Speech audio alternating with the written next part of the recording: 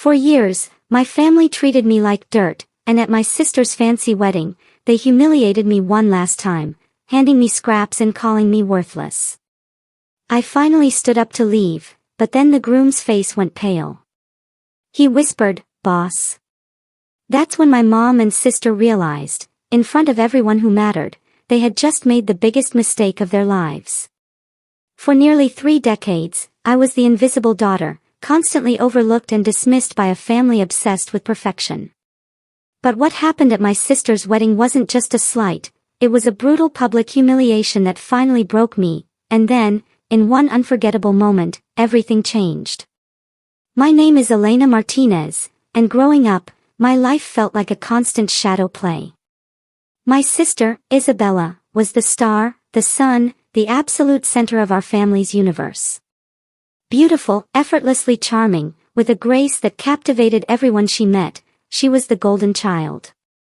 The one who could do no wrong. Me?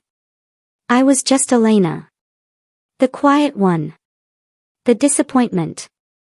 Our sprawling family estate in California, with its ocean views and manicured lawns, just amplified the stark differences between us. Isabella got the master bedroom, the one with the glittering ocean stretching out beyond the balcony. I was tucked away in a small room overlooking the gardener's shed. Her 16th birthday brought a brand new BMW. Mine came with a lecture on responsibility and a bus pass. Every single thing I achieved, no matter how hard I worked for it, was immediately overshadowed by some spectacular feat Isabella had pulled off. "Why can't you be more like your sister?" That became my mother, Margaret Martinez's, favorite refrain. She was a socialite extraordinaire, queen of the passive-aggressive comment, and never, not once, missed a chance to point out my supposed shortcomings. My father, Richard, was too busy building his real estate empire to notice either of us most days. But when he did, all his pride, all his attention, was reserved solely for Isabella. This pattern, this frustrating, heartbreaking pattern, followed us straight into college. Isabella, naturally, sailed into a prestigious private university to study fashion design, her tuition fully funded. Me?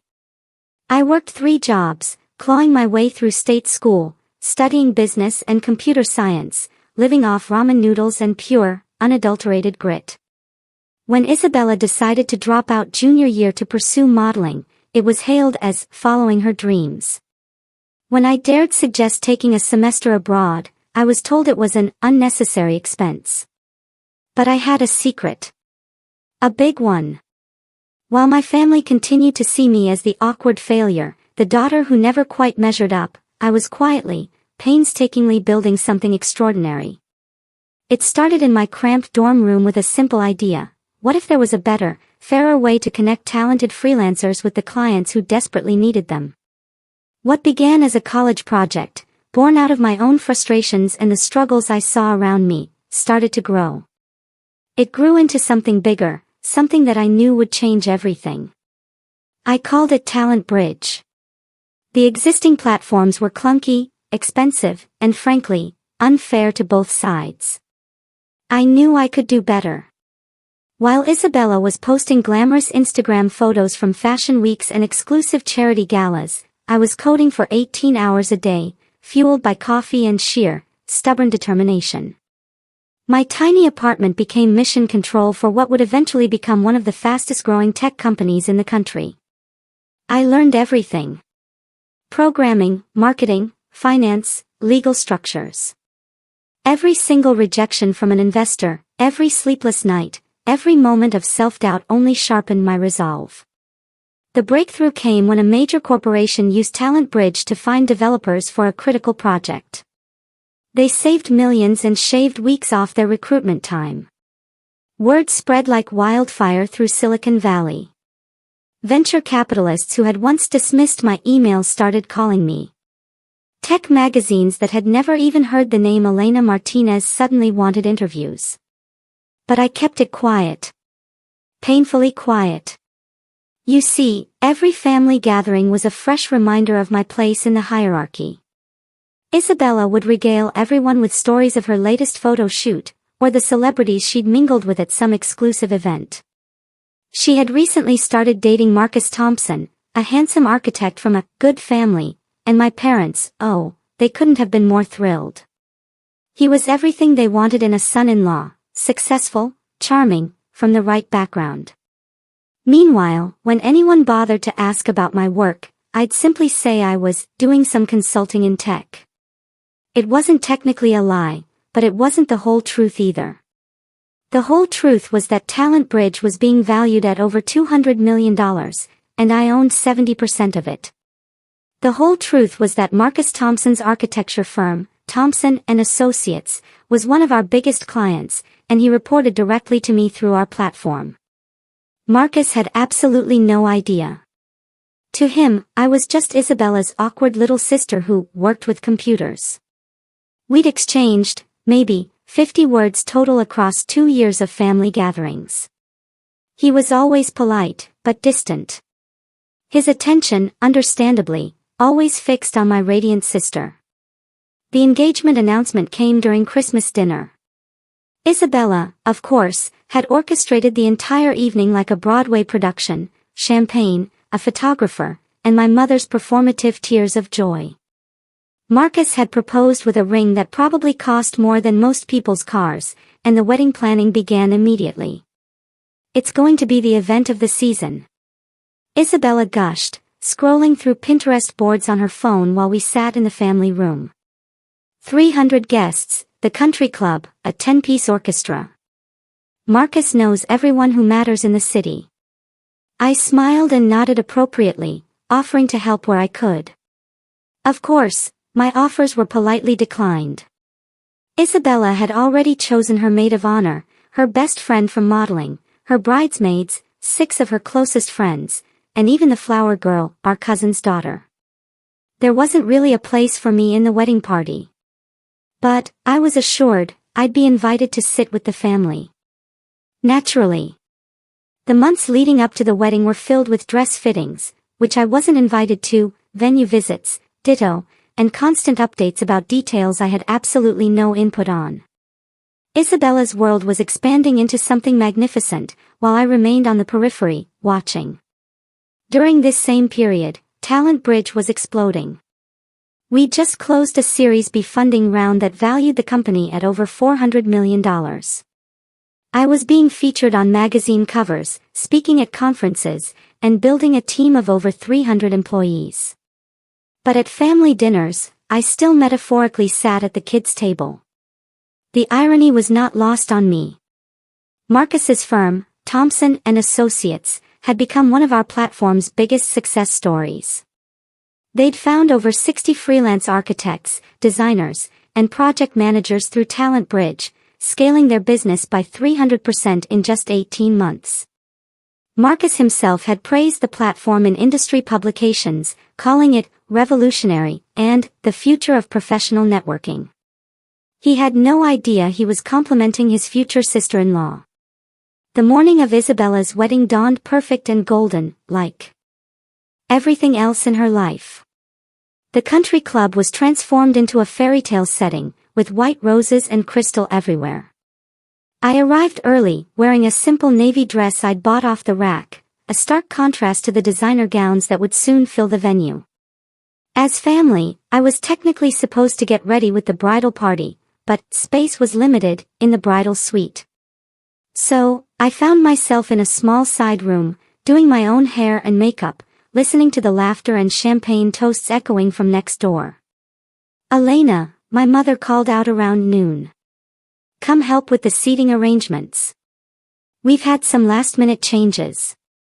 The seating chart was a masterpiece of social hierarchy, and I quickly found myself relegated to table 12, far from the family table, squeezed between my great-aunt, who couldn't hear very well, and some distant cousins I'd met twice.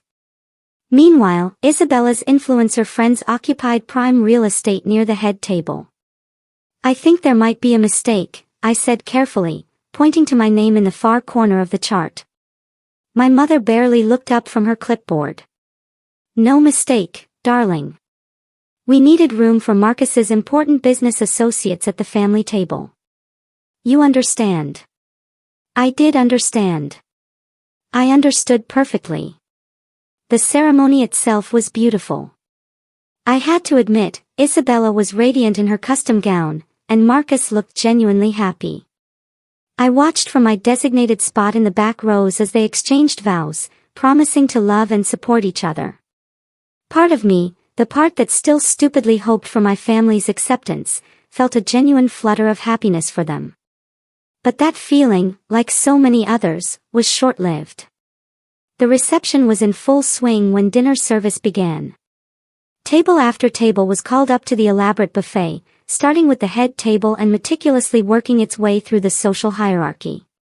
The family table went second, the important business associates third, and so on. Table 12 was called last. By the time I reached the buffet, the elegant spread had been picked over pretty thoroughly. The perfectly arranged salmon was mostly gone, replaced by scattered remnants. The roasted vegetables were sparse, and the signature pasta dish was down to its final scraping. I took what I could find, arranging the remnants on my plate with as much dignity as I could muster. As I walked back to my table, balancing my plate of actual leftovers, I passed the head table where my family was dining on perfectly prepared portions, laughing at some story Isabella was telling. "Elena." My mother's voice cut through the laughter, stopping me dead in my tracks. The conversation at nearby tables quieted as people turned to look. "I see you found something to eat." Her tone was light, conversational, but I knew that tone. It was the one she used just before she delivered a perfectly aimed blow. "Yes," I replied simply, not trusting myself to say more. "Well," she continued, her smile sharp as crystal. "I suppose a useless child deserves leftovers." The words hit me like a physical blow. Around us, conversations stopped entirely. A few people gasped softly. Isabella looked momentarily uncomfortable, but then she smirked, that small, superior smile I'd known my entire life. "Pathetic," she whispered, just loud enough for the surrounding tables to hear. For 28 years, I had endured comments like this. 28 years of being diminished, dismissed, degraded. 28 years of smiling and taking it, of being the bigger person, of hoping that someday I would be enough for them to love. But sitting there, holding a plate of actual scraps while 300 people stared at me with mixtures of pity and secondhand embarrassment, something inside me finally broke. Not in a dramatic, explosive way. It broke quietly, like the last thread holding up a picture frame finally giving way. I smiled, the same smile I'd worn through decades of humiliation. I stood up slowly, carefully setting my napkin on the table. "You know what?" I said quietly, my voice carrying in the sudden silence. "You're absolutely right." And I turned to leave. I had made it perhaps 10 steps toward the exit when I heard Marcus's voice behind me, sharp with shock and something that sounded suspiciously like panic. "Boss. Boss, what are you doing here?" The words hung in the air like a bomb that hadn't exploded yet. I stopped walking, my back still to the head table, and closed my eyes for just a moment. When I opened them and turned around, the entire reception had fallen into the kind of silence that feels deafening. Marcus was staring at me, his face a mixture of recognition and dawning horror. He had gone completely pale, his champagne glass frozen halfway to his lips. "Boss?" Isabella's voice was barely a whisper. "What did you just call my sister?" The 300 guests seemed to lean forward, collectively, sensing drama, but not yet understanding its magnitude. My mother's face had gone through several color changes, settling on a sickly gray-green. My father, for the first time in years, was giving me his complete attention. I looked at Marcus, really looked at him, this man who was about to become my brother-in-law, who had been dating my sister for 2 years, who had never bothered to learn what I actually did for a living. "Hello, Marcus," I said calmly. "I think we need to talk." You're Martinez," he stammered, using the initials I went by professionally. "You're the founder of Talent Bridge." "I am." But you're Isabella's sister. You work with computers. I do work with computers, I replied, a small, wry smile playing on my lips. Among other things. A murmur started at the tables closest to us and rippled outward like a wave. People were pulling out phones, undoubtedly Googling my name. Within moments, the whispers began. Talent Bridge, that's the company that was just valued at, she's on the Forbes 30 under 30 list, didn't she just speak at that tech conference in San Francisco? Isabella was staring at me like I was a stranger. Elena, what is going on? I walked back toward the head table, and the crowd parted like the Red Sea. Every step felt surreal, like I was walking through someone else's life. When I reached Marcus, he actually stood up, the gesture so automatic it was clearly professional habit. Ms. Martinez, he said formally. And the use of my last name, our last name, sent another ripple of shock through the crowd. I had no idea that you were. I mean, I never realized that your fiancé's sister was your biggest client, I finished for him. Yes, I gathered that. What happened next was perhaps the most surreal 10 minutes of my life. Standing there in my simple navy dress, surrounded by 300 people in wedding finery, I found myself giving an impromptu explanation of the professional relationship that Marcus, Isabella, and the rest of my family had never bothered to learn about. Talent Bridge has been working with Thompson and Associates for 18 months, I said, addressing the crowd as much as my family. Marcus, you've personally used our platform to find 63 freelancers. Including the entire design team for the Riverside Complex project. Marcus nodded mutely, still looking like he'd seen a ghost. In fact, I continued, pulling out my phone, I have your email from last Tuesday right here. You were thanking our platform for helping you land the Morrison Hotel contract. You called our service absolutely essential to your company's success. I looked up at Isabella, who was gripping her champagne glass so tightly I was worried it might shatter. Your fiancé's architecture firm has paid my company over $400,000 in fees over the past year and a half. We've been directly responsible for at least 60% of his business growth. The silence was deafening. Someone's phone buzzed. A server dropped a spoon somewhere in the back of the room, and it clattered like thunder. My mother found her voice first, though it came out as barely more than a croak. Elena, is this some kind of joke? I almost laughed. After 28 years, she thought this was a joke. No, Mom, it's not a joke. Talent Bridge is currently valued at $437 million. I own 70% of it. I have 312 employees across 6 offices. Last month, I was invited to speak at the World Economic Forum about the future of work. I paused, looking around at the sea of faces staring back at me. But apparently none of that matters as much as the fact that I got to the buffet table last. What followed was chaos of the most refined sort. The kind of chaos that happens when wealthy people realize they've made a catastrophic social error in front of witnesses. My mother immediately went into damage control mode, her voice taking on that bright, fake tone she used when trying to smooth over social disasters. Well, of course we knew Elena was doing well with her little computer business, she laughed, the sound sharp and desperate. We're so proud of our daughters, both of them. Elena, darling, come sit with the family. We can make room. But it was too late for that. Way too late. Marcus was still staring at me like I might disappear if he blinked. Miss Martinez. Elena, I need to apologize. I had no idea that you were. I mean, if I had known what? I asked quietly.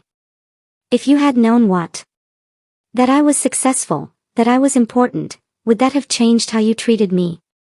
He opened his mouth, then closed it again. We both knew the answer.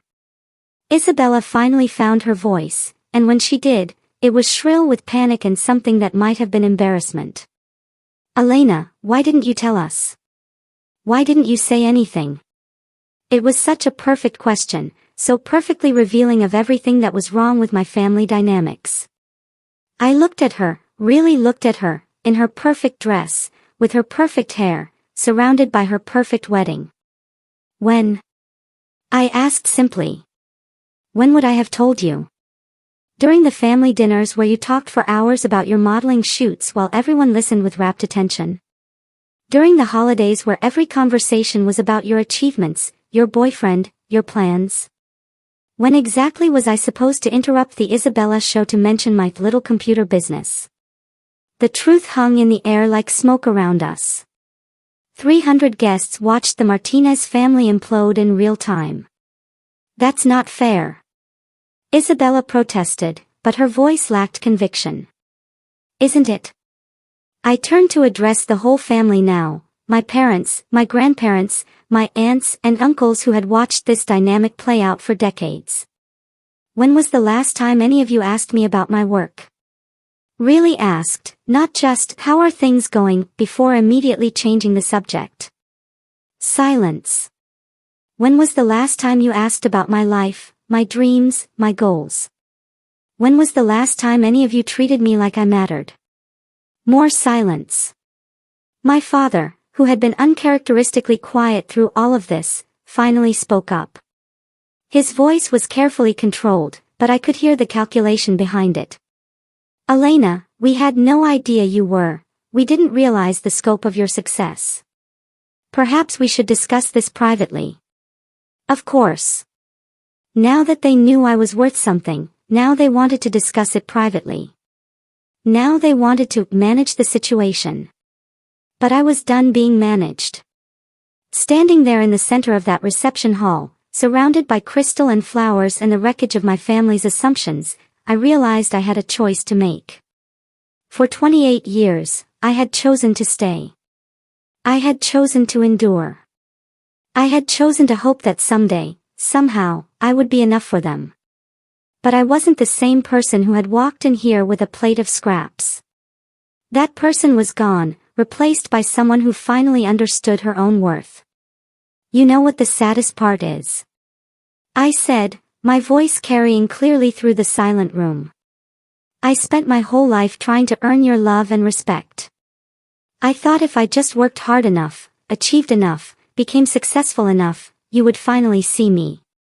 I looked at each of them in turn, my mother with her social climbing and cruel words, my father with his selective attention, Isabella with her thoughtless cruelty. But the truth is, you never saw me at all. You saw what you expected to see, the failure, the disappointment, the useless child. And even now, even knowing what I've accomplished, you're not proud of me. You're just embarrassed that you got it wrong in front of all these people. My mother started to protest, but I held up a hand. Don't. Please don't make it worse with lies. I turned back to Marcus, who was still standing there looking shell-shocked. Congratulations on your wedding, Marcus. I hope you and Isabella will be very happy together. Just so you know, Thompson & Associates has been one of our most valued clients. I'll make sure the transition team handles your account personally going forward. Transition team? He asked weakly. I won't be your primary contact anymore. Conflict of interest, you understand. I started walking toward the exit again, and this time, no one tried to stop me. But as I reached the edge of the dance floor, I heard Isabella's voice, smaller and more vulnerable than I'd ever heard it. Elena, wait. I stopped but didn't turn around. I'm sorry, she said, and for the first time, she sounded like she meant it. I'm really, really sorry. I closed my eyes for a moment, feeling the weight of all those years, all those small cruelties and casual dismissals. Part of me wanted to turn around, to accept the apology, to try one more time. But I was tired. So incredibly tired of being the one who forgave, who understood, who made excuses for their behavior. I know you are, I said without turning around. But sorry doesn't undo 28 years, Isabella. Sorry doesn't make me forget what you all really think of me. And with that, I walked out of my sister's perfect wedding and into the rest of my life. The evening air was cool against my face as I stepped outside the country club. The parking lot was filled with luxury cars, and valets scurried around, managing the overflow from the reception. I stood there for a moment, breathing deeply, trying to process what had just happened. "Excuse me, are you Elena Martinez?" I turned to find a man approaching from the valet stand. He was tall, with dark hair and kind eyes, wearing a navy suit that looked expensive but not flashy. There was something familiar about him, but I couldn't quite place it. "Yes," I said cautiously. After what had just happened inside, I wasn't sure I was ready for another confrontation. "I'm David Chen," he said, extending his hand with a warm smile. I was inside for the reception. "I'm a friend of, well, I was supposed to be a friend of the groom, but after what I just witnessed, I'm not sure how I feel about that." I shook his hand, still trying to place him. "Do we know each other?" "We've corresponded by email quite a bit, actually. I run Chen Digital Marketing. We've been using Talent Bridge for about 8 months now." Recognition dawned. David Chen. We'd exchanged dozens of emails about his company's expansion, their need for graphic designers and social media specialists. He'd been one of our most enthusiastic clients. "Of course. I'm sorry, I didn't recognize you." I managed a small smile. "Though, I have to say, this isn't exactly how I imagined we'd meet in person." "No, I imagine not." His expression turned serious. "Now, I have to tell you, what I just saw in there was absolutely appalling. The way your family treated you." "You don't have to." "No, I do have to," he interrupted gently. "I've been following your work for over a year now. Talent Bridge has revolutionized how small businesses find talent. You've created something incredible, and the fact that your own family couldn't see that." He shook his head, genuinely angry on my behalf. "How do you know Marcus?" I asked, curious despite everything. "College roommates," he said with a grimace. "Though, honestly, after tonight, I'm questioning a lot of things about him. I mean, how do you date someone for 2 years and not know what their sister does for a living? How do you use a service professionally and not realize the founder is sitting at your family dinners?" It was a good question, one I'd been asking myself for months. "Can I ask you something?" David continued. "Why didn't you ever say anything? I mean, you could have mentioned it at any point." I considered the question, the same one Isabella had asked inside. "Would you believe me if I told you I tried?" "Not directly, but I tried to share my successes with them. Every time I started to talk about work, about Talent Bridge, about what we were building, their eyes would glaze over. They'd change the subject, or make some dismissive comment about me playing with computers, or just start talking about Isabella's latest photo shoot. I looked back at the country club, where the reception was undoubtedly continuing despite the drama. After a while, I stopped trying. It became easier to just let them think what they wanted to think. And honestly, there was a part of me that wanted to see how long it would take for them to figure it out on their own. How long it would take for them to ask a single meaningful question about my life. How long did it take? 28 years. And they only found out by accident. David was quiet for a moment, processing this. That must have been incredibly lonely. The simple observation, delivered with such genuine empathy, nearly undid me.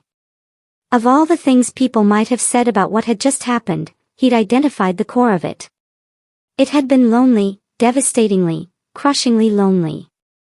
It was, I admitted, my voice barely above a whisper. "Listen," David said after a moment. "I know this is probably the last thing you want to think about right now, but I'm supposed to be staying at a hotel about 10 minutes from here. There's a nice bar in the lobby, very quiet.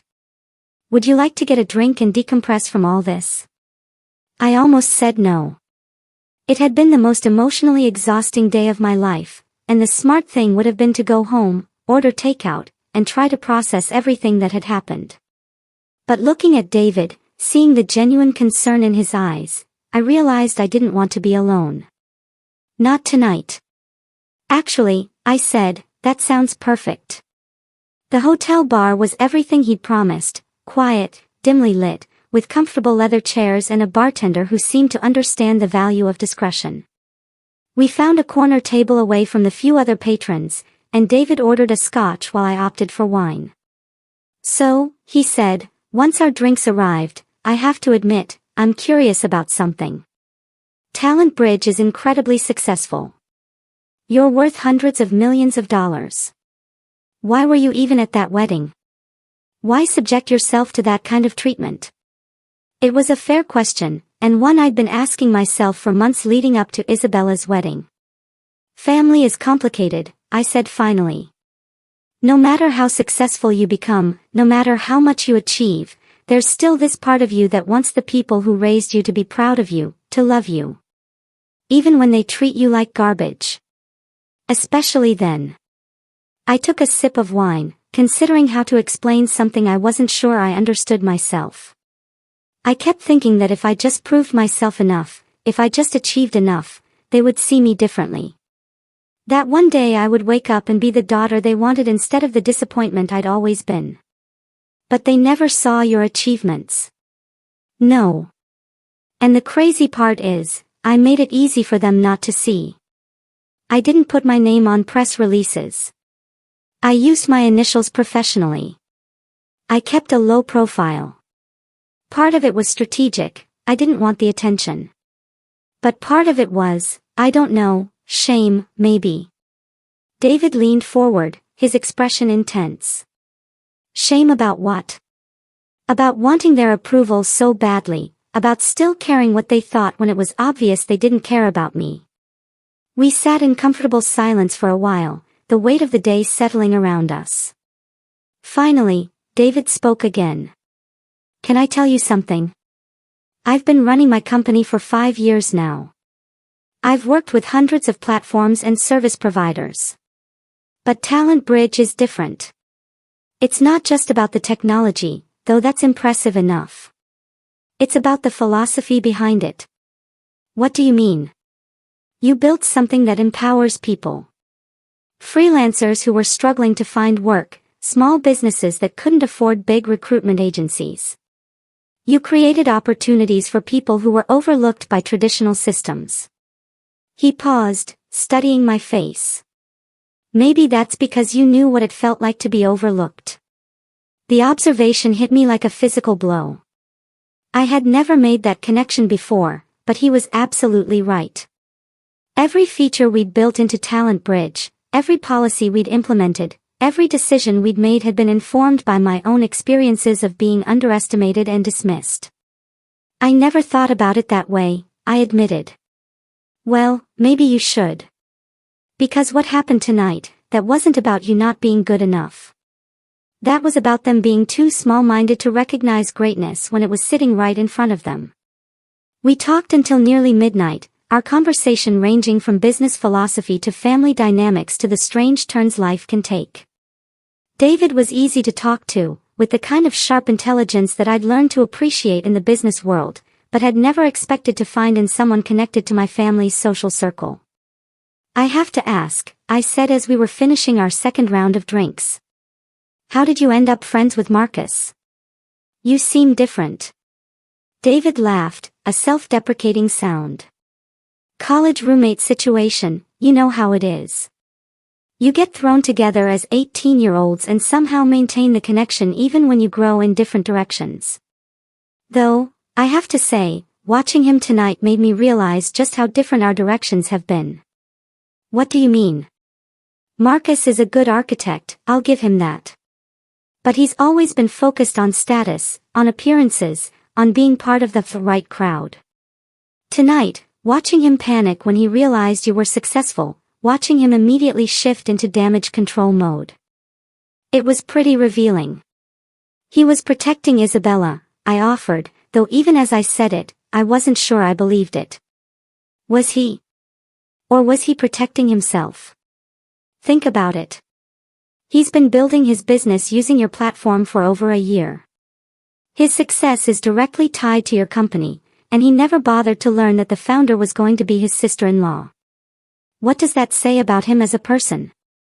It was a harsh assessment, but not an unfair one.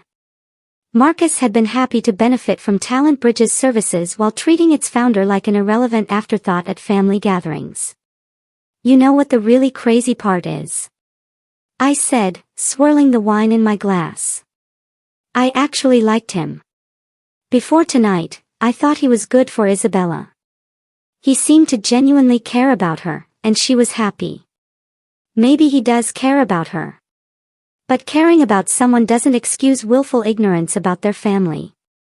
And it certainly doesn't excuse standing by while your future mother-in-law humiliates your future sister-in-law in front of 300 people. The truth of that statement settled over me. Marcus hadn't just failed to recognize my professional success. He'd failed to stand up for me as a person. Even if he'd thought I was just Isabella's sister who works with computers, I was still going to be family. The way I'd been treated tonight should have bothered him on a basic human level. I think, I said slowly, I've been making excuses for all of them for a very long time. Probably because you're a fundamentally decent person who assumes other people are too, David observed. It's actually one of the things that comes through in your business philosophy. Talent Bridge succeeds because it assumes the best in people. That freelancers want to do good work, that businesses want to treat people fairly. And sometimes that assumption is wrong. Sometimes. But that doesn't mean you should stop making it. It just means you should be more selective about who deserves the benefit of the doubt. As David walked me to my car, a modest sedan that probably cost less than Isabella's shoes, my phone rang. The caller ID showed Isabella's name, and for a moment, I considered letting it go to voicemail.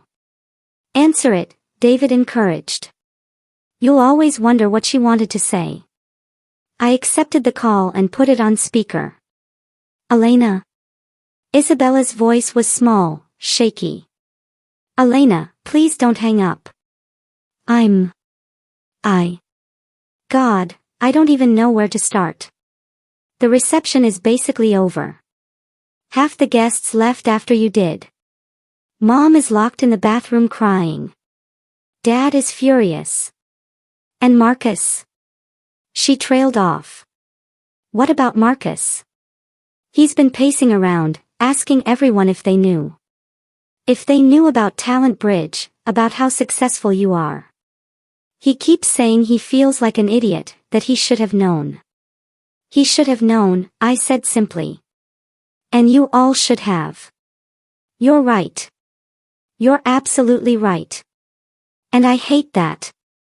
I hate that it took tonight for me to realize how terribly we've treated you. I could hear the genuine emotion in her voice. But I'd heard Isabella cry before. She was very good at it, very convincing. The question was whether this time was different. Isabella, no. Please let me finish. I need to say this. She took a shaky breath. I was jealous of you. That stopped me short. Jealous of me? You were always so smart, so focused. Even when we were kids, you had this inner strength. You never needed anyone's approval to know who you were. And I guess I resented that because I've spent my whole life trying to be what everyone else wanted me to be. David was watching me intently, and I could see the skepticism in his eyes. But something in Isabella's voice made me listen. When you started talking about your work, about technology and business, I didn't understand it. It made me feel stupid. So, I just dismissed it, made it seem less important than what I was doing. And Mom and Dad went along with it because my stuff was easier to understand, easier to brag about to their friends. Elena, I know this doesn't excuse anything. I know sorry isn't enough, but I need you to know that I see it now. I see what we did to you, and I'm ashamed of myself. There was a long pause. When Isabella spoke again, her voice was barely a whisper. Are you ever going to forgive us? It was the question I'd been dreading, because I didn't have an answer. The hurt was too fresh, too deep. The pattern of dismissal and disrespect had gone on for too long. I don't know, I said honestly. I really don't know. After I hung up with Isabella, David and I stood in the parking lot for a moment, processing the call. What are you thinking? He asked. I'm thinking that this is the most honest conversation I've ever had with my sister. And I'm also thinking that it might be too little, too late. Maybe. But at least now she sees it. That's something. Is it though? I mused, looking up at the stars. Is recognition without change actually worth anything? It was a question that would haunt me for weeks to come.